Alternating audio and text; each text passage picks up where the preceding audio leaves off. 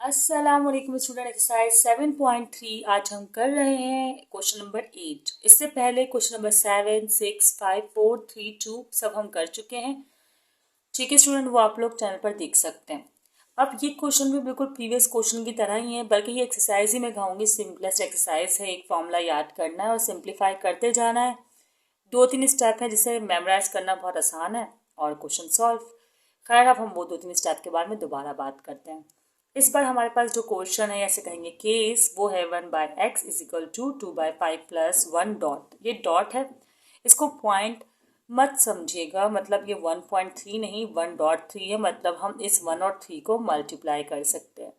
अच्छा, ये काम तो समझ में आ गया। अब हमें शो करना है ये आंसर। कितना अच्छा लगता है ना जब आंसर भी गिवन होता है, आपको बहुत आसानी हो जाती है क्वेश्चन को सॉल्व करने में। अगर आप गलती भी कर रहे होते तो आपको ये आंसर मालूम करना होता तो ईजी होता है। चलो अब इस क्वेश्चन को करते हैं स्टार्ट। अब आपने इसको सॉल्व करने के लिए ना 1/x को तो आप रहने दें। आप क्या करें, ये राइट हैंड साइड है ना, हाँ राइट हैंड साइड को चूज करें और इसे सॉल्व करें। बल्कि सबसे पहला काम आप ये करें कि इसको आप कैसे सॉल्व करेंगे जब ये एक बायनोमियल एक्सपेंशन की इक्वेशन, मतलब सीरीज ही नहीं बनेगी। यहाँ स्टार्ट में 1 होना चाहिए एड में। क्यों? अगर मैं फॉर्मूला लिखकर दिखाऊं आपको तो फॉर्मूला है कुछ इस तरह 1 plus x whole power n। ठीक है, 1 प्लस एक्स। अब यहाँ पर आप देखें स्टार्ट ही 1 से हो रहा है, जबकि यहाँ पे 2/5 दिया हुआ है, तो इसका मतलब आपको ऐड करना है 1 ऑन बोथ साइड। लेकिन फिलहाल तो मैं आपको फॉर्मूला बता रही हूँ 1 plus n x plus n minus 1 and 2 factorial. Okay, and then आगे आप करें अगर एक्स स्क्वायर, फिर इसके बाद n minus 1 n minus 2 x cube, इसी तरह सो ऑन, एंड यहाँ पर 3 फैक्टोरियल। ये तो हो गया इसका फॉर्मूला। अब क्या करना, फॉर्मूला तो काफ़ी सिंपल है। आपको इस इक्वेशन को दोबारा लिखकर ऐड करना है बोथ साइड 1। तो मैं लिख रही हूँ adding both side in equation 1। समझेंगे, हमारी एक इक्वेशन है ये, बस ये कहेंगे adding both side to the given series. इस सीरीज में मैं ऐड कर रही हूँ 1। अब बस ऐड करना है इसमें, तो आप क्या करें 1 प्लस 1/x, 1/x प्लस 1 लिखें या 1 प्लस 1/x लिखें, एक ही बात है। इस साइड भी 1 ऐड होगा, बाकी एज इट इज इक्वेशन आप लिख देंगे। ठीक है, तो मैं ऐसा करती हूँ, इस इक्वेशन को जल्दी से लिख लेती हूँ 2 फैक्टोरियल। अच्छा, क्वेश्चन बहुत सिंपल है, अगर ये एग्जाम में आता है तो बहुत सिंपल और अच्छा क्वेश्चन होगा, ईजिली हो जाता है क्वेश्चन। ठीक है, और टाइम भी कम लगता है। ओके, और गलती के चांस भी इतने नहीं है इसमें। अभी बस मैंने क्या किया, क्वेश्चन को रीराइट किया और फिर वही कंटिन्यू। अब क्या करना है आगे, अब आपको कंपेयरिंग करनी है। कंपेयरिंग किस किस की करनी है, देखें इस फॉर्मूला की इससे कंपेयरिंग करनी है। तो फर्स्ट टर्म को तो आप छोड़िए, सेकंड पे आइए, nx और 2/5, तो आप इन दोनों की कर लें कंपेयरिंग। इस तरह इन दोनों की, मतलब ये पूरी एक इक्वेशन है, एक पार्ट है, और ये पूरा एक पार्ट है, इसकी कर ले कंपेयरिंग।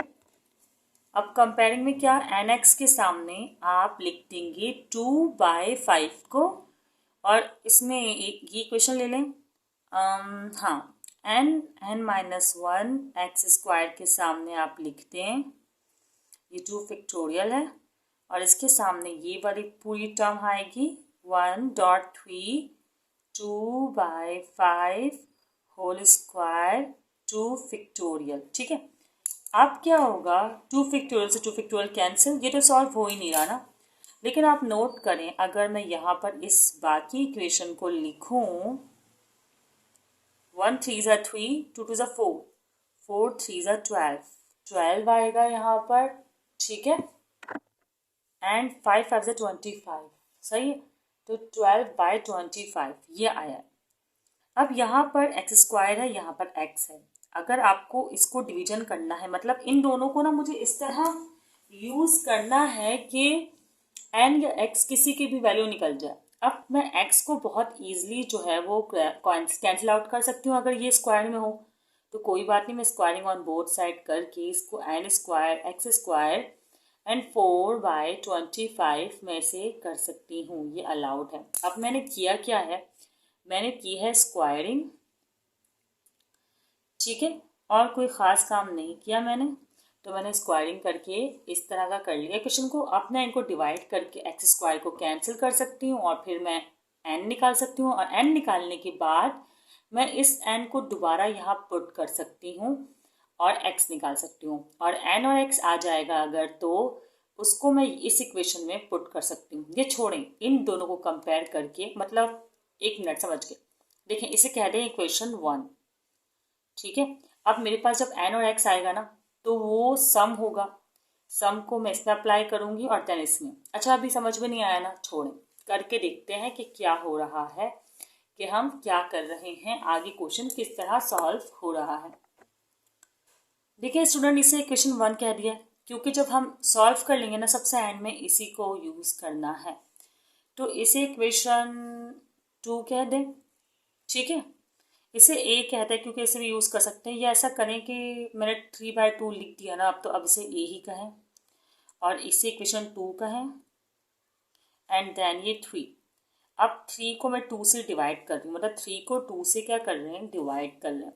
डिवाइड करने के लिए इस तरह लिखेंगे आप लोग, पहले की भी वीडियोस में भी मैं बहुत डिटेल में बता चुकी हूँ, और 12/15 25 इस तरह लिखते हैं आप, और यहाँ पर एन स्क्वायर एक्स स्क्वायर लिखते हैं, और यहाँ पर है 4/25। ये बात आप लोग अच्छे तरीके से जानते होंगे अगर आप मेरी वीडियोस देखते हुए आ रहे हैं, या वैसे ही कहीं पढ़ चुके हैं कि डिनोमिनेटर से डिनोमिनेटर कैंसिल हो सकता है, या फिर आप डिवाइड के साइन को मल्टीप्लाई में लेके जाएं, वो मेथड यूज़ करना चाहें तो वो भी चलेगा, इससे कोई फ़र्क नहीं पड़ेगा। एक्स स्क्वायर कैंसिल, स्क्वायर से एन कैंसिल, तो कुछ इस तरह का हमारे पास क्वेश्चन आएगा। देखिए n-1 है, ये एज इट इज रहेगा, इस n को वहाँ जाके मल्टीप्लाई करवा दें तो 12n हो जाएगा। मैं तो सोचूँ इस 4 को भी मल्टीप्लाई करवा ही दूँ, स्टेप कर दूँ कम, लेकिन चले कोई बात नहीं, नहीं करते कम।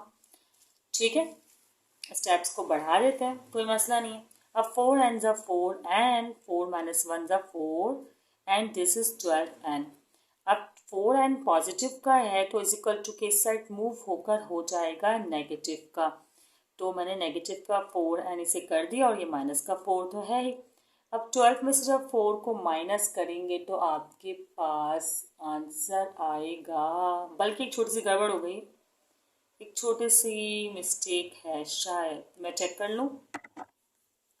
खैर मिस्टेक तो नहीं है, लेकिन जल्दी जल्दी मैंने देखा नहीं कि मैंने 4 भी और 12 भी कैंसिल आउट हो रहा था, किस टेबल से हो रहा था ये 4, 2 के टेबल से अगर करके देख लें, 2 2 ज़ा एंड 2 6 ज़ा। खैर कोई बात नहीं, हम ऐसे भी कर सकते हैं। 12n में से 4n गए तो ये आया 6n पॉजिटिव का, सॉरी 8n पॉजिटिव का, फिर माइनस का 4 रिमेन सेम है यहाँ। 8 जो यहाँ मल्टीप्लाई में है, सही है, 8 जो यहाँ मल्टीप्लाई में है वो यहाँ पर आकर हो जाएगा डिवाइड, तो हमारे पास n की वैल्यू कुछ आ जाएगी 1 and 2, माइनस का 1/2, तो बिल्कुल सही वैल्यू आई है ये n की।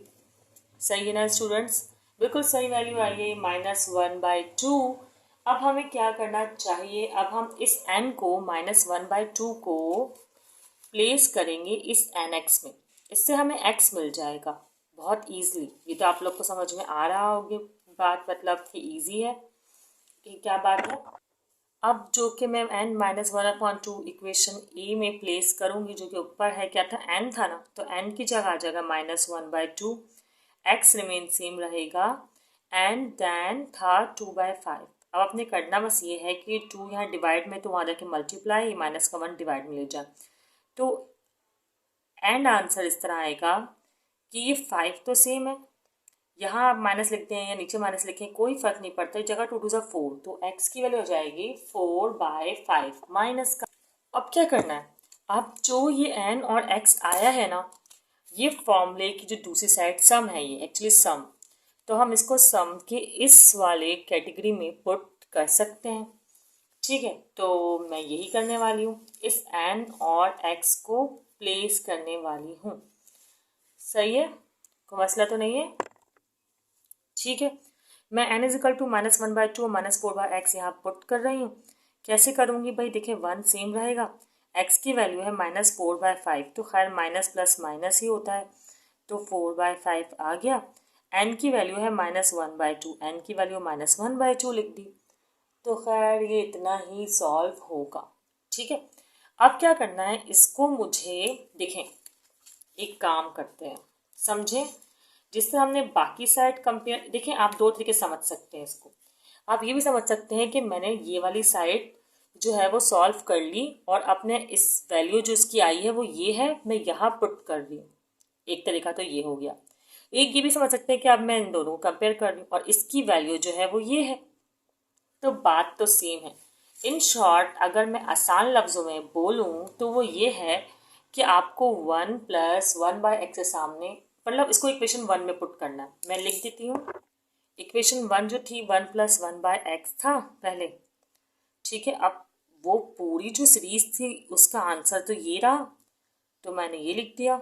इसको एलसीएम भी करना चाहूँ तो कर सकती हूँ, लेकिन चले अभी मैं नहीं कर रही हूँ, मैं अगले स्टेप में ही करूँगी। ये रहा -1/2। अब पहले कर लेते हैं ज़रा एलसीएम। एलसीएम में क्या करेंगे कि आपको पता है कि हम इससे सॉल्व कर सकते हैं कि इनका कर लें एलसीएम। x1 ज़ा x, x+1/x, ये इस तरह आ जाएगा। इसका करेंगे तो 5 -4, एलसीएम ये होता है ना क्रॉस मल्टीप्लाई, एंड 5 ये आ जाएगा। अब ये -1/2 है। ठीक है, अब ये x+1/x तो आप एज इट इज लिख दें, और जिसके बाद वैल्यू है 5 में से 4 गए 1/5 हो जाएगा। अच्छा, 1/5 को भी आप -1/2 होने की वजह से ये माइनस का 1/2 है। मैं जैसा कर लेती हूँ जूम इसलिए किया ताकि आपको क्लियर नज़र आए। अगर चाहें तो यहाँ पर लिख लेते हैं 1/5। चलो मैं 1/5 ही लिख के दिखाती हूँ, बाद में रेसिप्रोकल करती हूँ, आप लोग कंफ्यूज ना हो जाए ना मेरे शॉर्टकट्स के चक्कर में। ठीक है, अब क्या करना है, आप देखें, आपको अगर मैं क्वेश्चन दिखाऊं, आंसर जो चाहिए हमें, उसमें स्क्वायर आ रहा है। स्क्वायर तभी आया होगा जब स्क्वायरिंग ऑन बोथ साइड हुई होगी। अगर अपना कॉमन सेंस यूज़ करें तो मैं यहाँ वर्ड यूज़ करती हूँ स्क्वायरिंग ऑन बोथ साइड, और स्क्वायरिंग कर भी देती हूँ। ठीक है स्टूडेंट्स, चलो स्क्वायर करते हैं। ये x+1/x जो है इसका आप करेंगे स्क्वायर, और जो ये है 1/5 इसको पहले आप रेसिप्रोकल कर दें और फिर 1/2 लिख दें और अब इसका स्क्वायर कर दें। ठीक है, तो क्या होगा, 2 से 2 कैंसिल हो जाएगा। ठीक है, इसमें मसला नहीं है।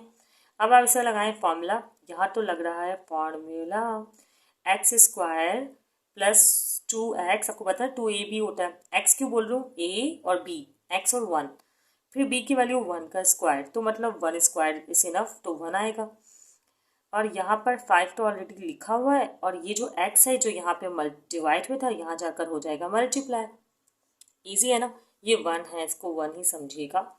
अब क्या करना है, ये 5 का x जो है 5x, ये इज इक्वल टू कि इस साइड पर जो है आ जाएगा। अच्छा बता रही हूँ 5x नहीं 5x² है, क्यों, क्योंकि स्क्वायर इसके साथ भी है, तो ये 5x² है। अब ये 5x², या आप ऐसा करें, मैं तो कहती हूँ कि इन तीनों को लेकर जाएं, क्योंकि जो हमारा आंसर है ना उस आंसर के मुताबिक इस तरह करना है हमें कि ये पॉजिटिव रहे।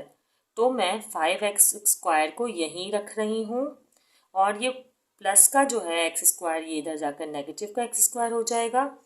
ठीक है, अच्छा 0 के बराबर करना है इसको, तो इसका मतलब इस 2x को और 1 को भी यूज उधर मूव करना है। प्लस का 2x है तो माइनस का 2x हो जाएगा, और प्लस का 1 है तो माइनस का 1 हो जाएगा। इन शॉर्ट आंसर क्या आया, प्लस माइनस माइनस 5x² में से x² गए तो 4x², मैं इसको यूँ भी लिख सकती हूँ, और 0 को यहाँ लिखने के बजाय इज इक्वल टू के उस साइड भी लिख सकती हूँ। Okay, -2x - 1 is equal to 0। Okay, तो यहाँ पर हुआ हमारा ये क्वेश्चन मुकम्मल। यही आंसर हमें रिक्वायर्ड था। अगर मैं आपको शो कर दूँ, ये देखिए, और हमने स्टेप क्या किए हैं, अगर जल्दी से रिकॉल ले लिया जाए, पहले तो मैंने इस क्वेश्चन को कॉपी करना है, लेकिन वो मैंने किया नहीं। फिर फॉर्मूला कॉपी करना है, फिर जो क्वेश्चन कॉपी किया होगा उसमें ऐड करना है 1 ऑन बोथ साइड, ताकि ये बाइनोमियल थ्योरम अप्लाई हो सके। फिर आपने कंपेयरिंग करनी है हर बार की तरह, सेकंड टर्म से, थर्ड पार्ट से। ठीक है, टर्म्स बोलें या पार्ट्स बोलें एक ही बात है।